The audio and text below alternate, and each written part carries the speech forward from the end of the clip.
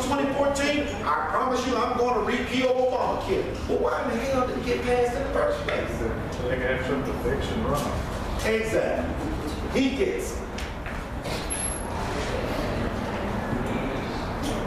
We've had the numbers before, and I have keep telling you, well, Derrick, I don't think you need to go talking about naming names. You need to be working with those Republicans that are there because we need to know. I said, man, let me explain something to you.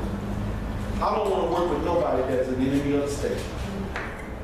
If they violate the constitutional principle of any American citizen, it's not my job to work with them. It's my job to expose them so that their constituents can fire them. But we need the numbers. Man, we've had the numbers before. In 2006, we had the White House, we had the Congress, and we had the Senate. Why did we lose it? Because we weren't doing what we were supposed to do. We've had the numbers before. It's not the numbers. Yeah, we passed Medicare Part D, which is the worst Republican health care laws to come out. So those are our issues. Look, y'all have anything you want to ask me personally? Because go ahead and let's get it out now and get it done with. Because when I leave here, I want you either fully committed or fully committed to I'm going to try to help this guy by spreading the word, or damn, this guy I don't have anything to do with him. So don't get it on. I want you fully committed one way or the other. One of the habits of these backroom deals that we keep hearing about, what tends to happen is you get two of the old dogs that have been in the Senate or the Congress or whatever forever, and they come to you and they say, look, we know you want this, we're willing to make a deal. This happens all the time. Are you willing to name names when they do that? I will not make deals, and I will name names. Read my lips. I like it. I like it, because we need to know who those are to do that, so we can make our decision. Trust me. A guy told me a joke about what was the first black test tube baby called. I said, I don't know. This was when I was in the Navy in 1979. I said, I don't know what was it called. I said, janitor in a drum. I don't mind being a janitor in D.C. They make a lot of money. I want to go and clean that place up. I'll take a broom with me and a mop, and a flashlight and a whistle. And I'll tell you what's going on. So you can do better by yourselves. All you need to know is what's going on. But that's what they don't tell you because they feel that they know better. That's why the backroom deals are possible. So they won't come to me. So they may make a backroom deal, but guess what? They got to have paper to substantiate it, and people got to vote on it. So when that paper shows up, I'm going to make it available to the American people. That they can't keep me from. I know how to read. And I can make a YouTube video while I'm driving in my car.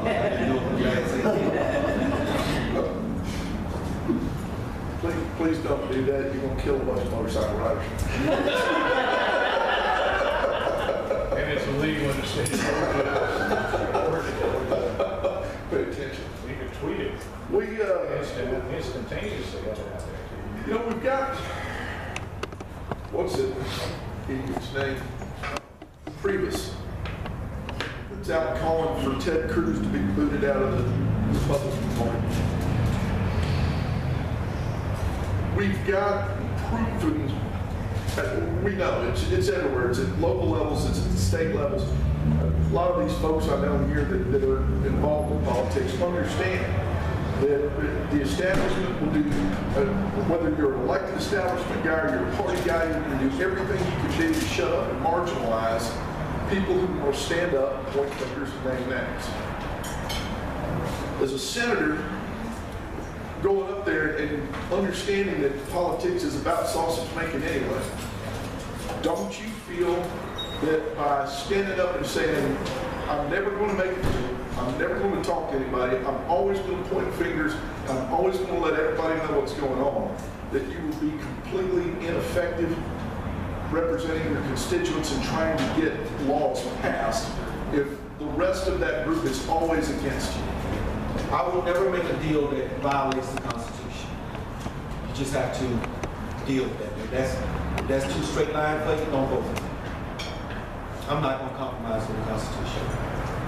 I'm either all in or all out. So, that's that. That's the shortest politician answer I've heard. How do you feel about whistleblowers against you?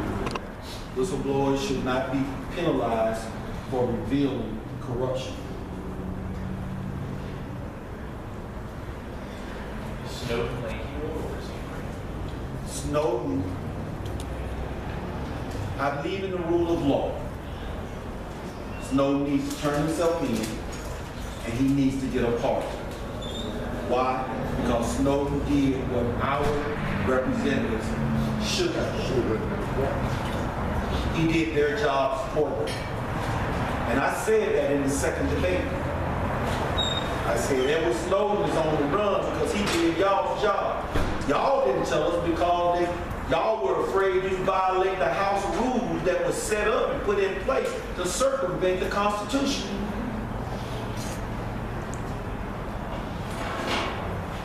So Edward Snowden is a hero in my eyes. Because had it been for him, I would have known they were spying on me and collecting my phone records. Because my representatives didn't tell me.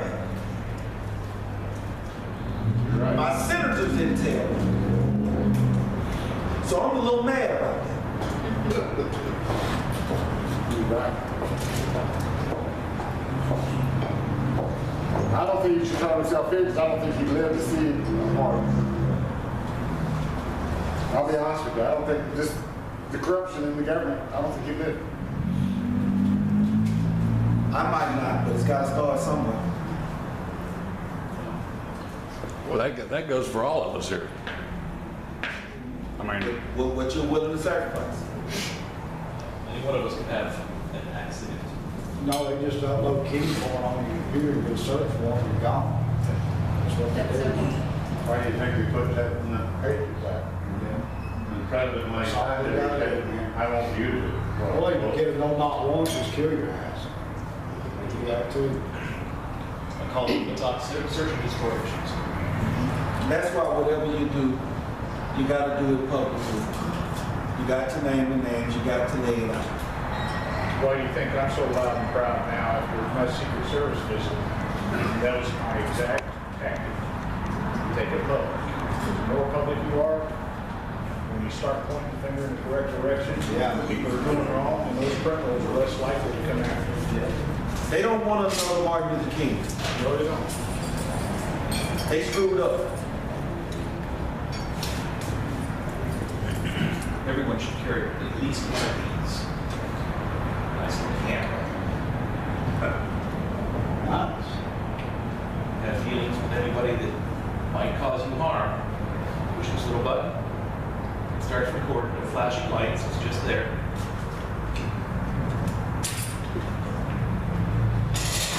Nice. I thought he supported Walmart. Hey, that's shining. Got audio too, or just video? Audio and video. There are lighters. See, it looks like a lighter. It's a can. It's both your hand. You thought MSA was good. Yeah. I can get ink. I get ink pens. I do the same thing. I get it. It looks like ink pens. Yeah. Well, I got so young vote. Are you vote for him? I'm sorry. See him sway in your direction. I like it. Derek, why don't you tell them? Derek, I like it. What is it about? People, every politician that is running, and they have all said, I support tax reform.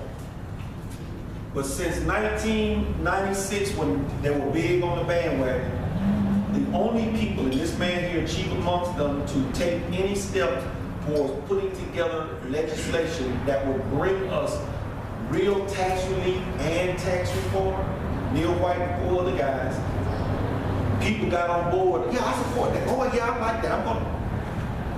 And they just let it get out of us. Because that was all hell. Paul Brown, Kingston, Gingrey have all said they support tax reform. But nobody has submitted any substantive legislation to bring about any real tax reform because they don't want to. They like it the way that it is. Well, HR 25 is still in the hopper. It's been there since John Linder. What the fair tax? What's your That's where stance it's on going that? to stay. What's your stance on the fair tax? I prefer the term consumption tax. True, but they gave the name of the fair tax, the same thing. Well, if the fair tax still engages to collect and redistribute to others, there's nothing fair about that. Well, I'm talking about as far as for the collection of the taxes. Just distribution out everywhere else is another answer. That's a different game. Right. Well, in my tax reform, I would want the government only collecting what it needs to protect our borders, to deal with our infrastructure. I want them out of the social welfare business. Then you set the tax rate to reflect that situation. Okay. Well, then that's what I'm for. Okay, but as far as consumption tax, you're Yeah. better off with I that. want to repeal the 16th Amendment, and I want to abolish the IRS.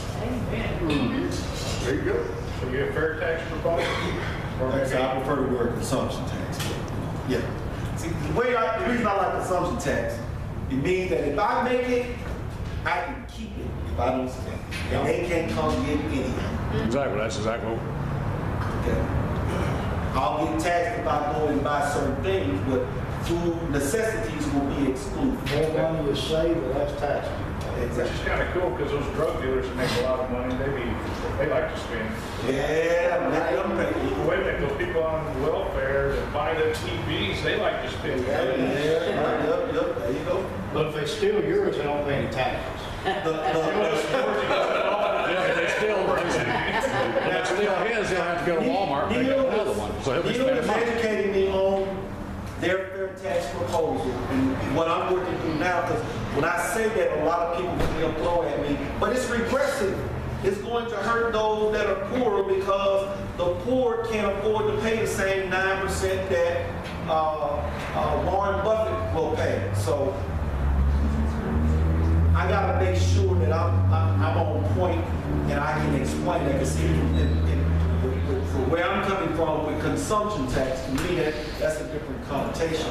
But this is our tax guy, so I'm gonna let him explain it to you. Well, if they can't afford the same tax rate that you and I are paying right now, aren't they still paying the same 7% every time they go to the store? Unless it's sales tax, they go and buy a pack of cigarettes. That's what I'm talking about. Federal income tax, they don't pay. They get money back, earned income credit. Yeah, but it's the sales tax I'm talking about though.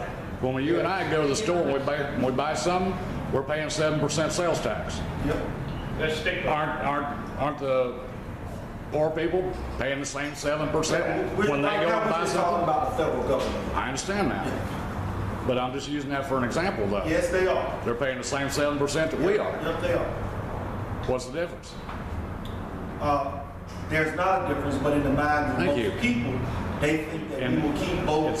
It's in their mind. Right, right. Neil, you want to jump in on that about the regressive part? You know, when we put that program together, it was first you to take a look at it. We introduced HR 3039 on March 26, 1996. Immediately thereafter, Bill Archer was the chairman of the Ways and Means. And he came out and said, I want to take the IRS and tear it out into the roots and leave it for the side of the road. That became famous. Everybody talked about it. Well, he had the power as the head of the Ways and Means to bring it to a full vote. But he didn't. We had a speaker by the name of Mr Derrick. Did everything possible to educate him on what needed to be done. Finally, he said to me, well, you won the intellectual argument. It's the right path. That's the open country. And he tried to walk away, and I'll never forget. He said, I want to save it when I run for president. And that, I was a favor. I mean, I was a president at that point. From that point on, I had nothing to do with the president. That's the same thing this man's talking about. If you compromise on any of this stuff, you know. Now, I get to the so-called standard. When we wrote the first bill, we dealt with that problem a little differently. And we did it by a little complex, because at the time you couldn't talk about doing anything with Social Security. I mean, that was just dumb. One of the problems when they came out with the Sharing Fair Tax, we told them to make a mistake. They were a little different organization. When you use the term fair tax, then you divide the group, a million. But if you use the term consumption tax, they can't really argue with it one way or another, not effectively. So that's why he's right on the term. And you know, the funny thing about it is words have a lot of meaning. And the public picks up on the wrong thing. Now, as far as the regressiveness and sort of, frankly, I don't really give a damn if you come down to it. Everybody should pay a fair tax, or 8% across the board. We all ought to be in this game together. But if you want to give them what to, the way the fair tax that's written now does, they have a prebate program, which everybody participates in. That is up to the level which is about $19,000, they say. And then you'll get a prebate back into your checking account, X% in order to compensate for what the taxes would be. If you want to live with that, that's fine with me. What people don't understand is the whole problem with it is if we don't go to the sales tax in a form that we can have on and use, not back, but has to be the state tax, then they've always got power to make us a slave. And what you are hearing is the chains of slavery being knocked around your noose every time you talk. So that's basically what it's all about. And I can tell you that when Mr. Archer, who had that power, and Mr. Gingrich, who had that power, controlled everything, and we had presidents with that power.